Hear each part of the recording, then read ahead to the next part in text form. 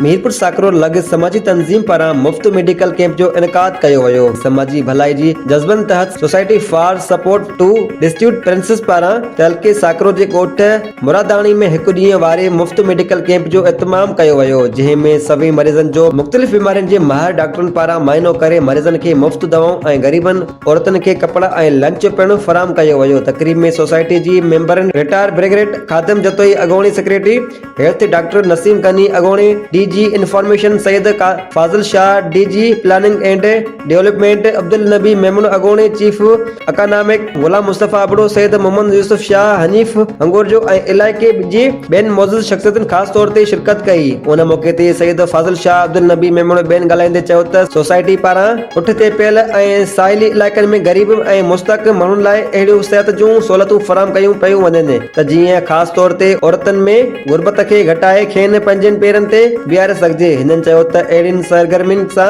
न रुॻो माण्हुनि में समाजी भलाई जो अहसासु वधंदो पर ग़रीब औरतुनि ऐं ॿारनि जे गुरबत ऐं महरूमी में पिणु घटिताई ईंदी। सोसाइटी जे नुमाइंदनि ॿुधायो त उन्हनि जो मक़सदु पुठिते पियल इलाइक़नि जी माण्हुनि खे बुनियादी सहूलियतूं मुहैया करणु आहे त जीअं उन्हनि जी ज़िंदगी में सुधारो अची सघे, वधीक माण्हुनि खे फ़ाइदो पहुची सघे। हिननि चयो त अहिड़ियुनि समाजी ख़िदमतनि तक़रीबनि जी पुॼाणी ते मरीज़नि ऐं औरतुनि पारां सोसाइटी जे इंतज़ामिया ऐं डॉक्टरनि जो शुक्रिया अदा कयो वियो।